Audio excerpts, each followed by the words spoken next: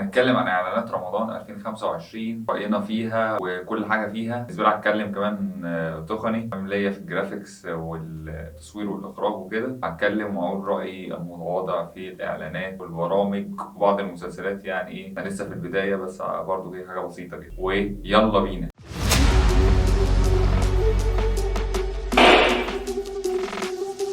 السلام عليكم واهلا بيكم في حلقه جديده. كل سنه وانتم طيبين ورمضان كريم عليكم.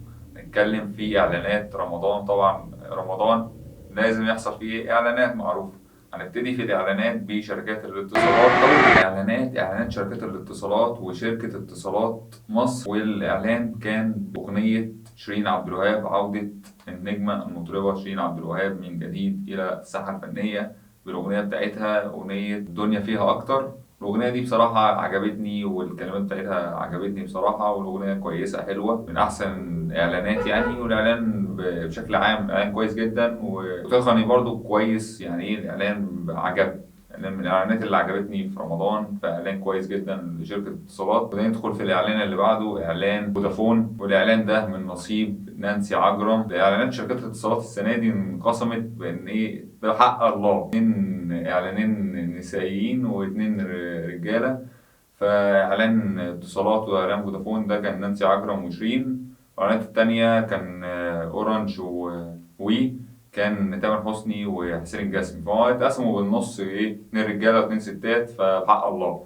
إعلان فودافون كان بعنوان أغنية تيجي نعيش العمر لحظة. أغنية الكلمات بتاعتها كويسة بس هي مش، يعني شايف مش أحسن كلمات ومش أحسن إعلان. بس الإعلان كان معاه محمد صلاح في الإعلان.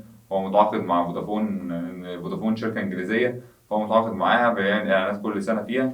إعلان بشكل عام كويس بس الأغنية يعني إيه، كلماتها مش أحسن حاجة يعني مقارنة بإعلان اتصالات مثلا. فإعلان بحد ما متوسط، يعني إيه، فوق المتوسط شوية. بس كلمات الأغنية والأداء مش أحسن حاجة. طبعا غياب، كان معتمدين فودافون تعمل إعلان بأغنية عمرو دياب. عمرو دياب السنة دي غايب عن رمضان 2025 لغاية دلوقتي، ما شفتلوش إعلان. هل عامل إعلان ولا لأ؟ لسه هنشوف في باقي رمضان، احنا لسه في البداية. الإعلان اللي بعده إعلان أورنج. طبعا أورنج متعاقدة مع حسين الجسمي. حسين الجسمي بقاله كتير كل رمضان بيعمل إعلان مع أورنج. والإعلان ده كان أغنيته بعنوان كلم كل يوم يومين. برضو من الإعلانات اللي عجبتني هو وإعلان اتصالات، يعني هما الاتنين دول الإعلانات اللي عجبتني في رمضان بصراحة. الإعلان ده إعلان اتصالات وإعلان حسين الجسمي بتاع أورنج، كلم كل يوم يومين. الاتنين ما بينهم تويست لقصة الإعلانين، اتنين متشابهين. اللي أنت إيه، تكلم حد أو بعيد عن أهلك بعيد عن كده فأنت تقرب وكده، فإيه، الاتنين شبه بعض، إعلان اتصالات وإعلان أورنج. والإعلانين دولت عجبوني بصراحة على مستوى التصوير والإخراج والكلمات الأغنية والغنى طبعا. فإعلانات كويسة. الإعلان الأخير لشركة اتصالات شركة وي. إعلان وي السنة دي كان لتامر حسني. برضو الإعلان إعلان كويس بس بالنسبة لي فوق المتوسط. مش يعني إيه، هو وإعلان فودافون الاتنين زي بعض، مش أحسن حاجة. يعني إيه، شايف الإعلان اتصالات وأورنج أحسن منهم بصراحة. يعني دي من وجهة نظري التي لا قيمة لها على الإطلاق. فيعني إيه، أنا شايف هو ما بيتكلمش على غنى. طبعا تامر حسني نجم كبير، أنا بتكلم على الأداء والكلمات. يعني شايف إيه، مش أحسن حاجة. بس إعلان برضو إيه، فوق المتوسط بالنسبة لي. بس إيه اللي عجبوني هو إعلان اتصالات وإعلان أورنج. كده خلصنا شركات الاتصالات بتاعت مصر. هندخل في إيه بقى؟ هندخل في إعلانات البنوك. طبعا إعلانات البنوك كل سنة بتعمل إعلانات. البداية ببنك مصر اللي عمل إعلان كان بقى بظهور، يعني إيه، نجم الأغاني الحزينة تامر عاشور. عامل إعلان لبنك مصر، كان معاه مطربة شابة، أغنيته مدهش مذهل. مذهل مدهش، مدهش مذهل، كده يعني. فالأغنية من وجهة نظري يعني إيه، يعني برضو كلماتها مش أحسن، يعني من أقل الإعلانات لبنك مصر. يعني مش عيبا في تامر عاشور، تامر عاشور مطرب كبير، بس أنا قصدي في الكلمات وكده. التصوير وهي عادي زي كل سنة، نفس النظام ونفس المشاهد مش بعيدة، كلها متشابهة. والمونتاج نفس الفكرة والتصوير كده ونفس الحاجات. بس أنا شايف من أضعف الإعلانات لبنك مصر، يعني إيه، مقارنة بالإعلانات السنين اللي فاتت. الاعلان اللي بعديه كان اعلان البنك الاهلي. البنك الاهلي شفنا الاول كانوا عاملين برومو اللي هو التريلر، الاعلان ده عشان ينزل.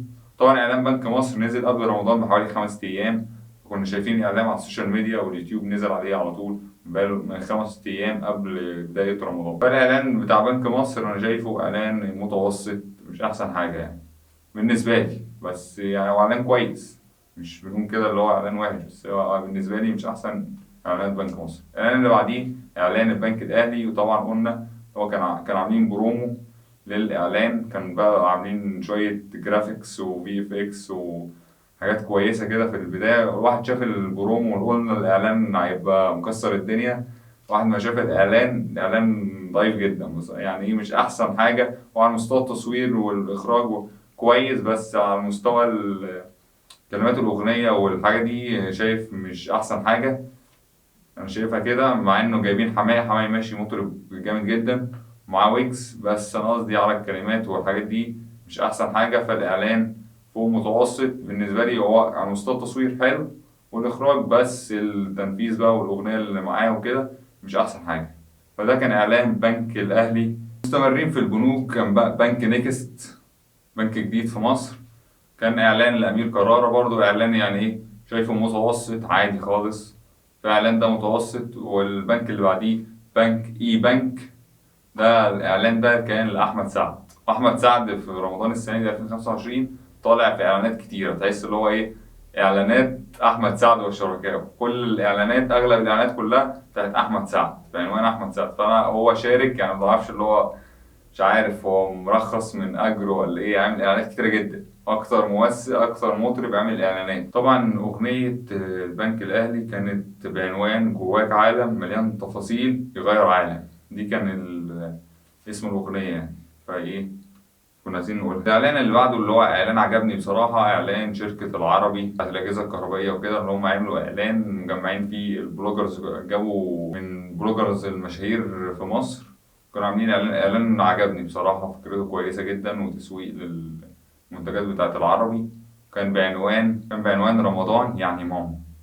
فالاعلان عجبني بصراحه واعلان كويس جدا. اعلانات فريش بقى عملوا اغنيتين كده نفس السنين اللي فاتوا، فريش اتفرفشنا روبي، والاضافه السنه دي نيللي كريم، الاتنين اصلا كانوا عاملين مسلسل مع بعض اسمه اخواتي، فالاتنين عملوا اعلان فريش، والاعلان عملوا اغنيتين والجمهور بقى يصوت اللي هو يختار اغنيه عشان تنزل. انا شايف اعلان عادي، مش تحت المتوسط بالنسبه لي. هندخل في اعلانات بقى ايه العقارات بقى والشركات التطوير العقاري والكومباوندات وكده. اعلان بقى الاهلي صابور، ده كان اليسا هي اللي عاملاه. فاعلانات برضو في اعلانات كتيره طبعا، رمضان مليان اعلانات بالعبيط. بص كوم اعلانات لاي حاجه، اعملها ايس كريم اعلان، كوبايه اعلان، اي حاجه، تكييف اعلان، كله بص اعلان. هو اصلا شهر شكله ايه شهر الاعلانات وبس.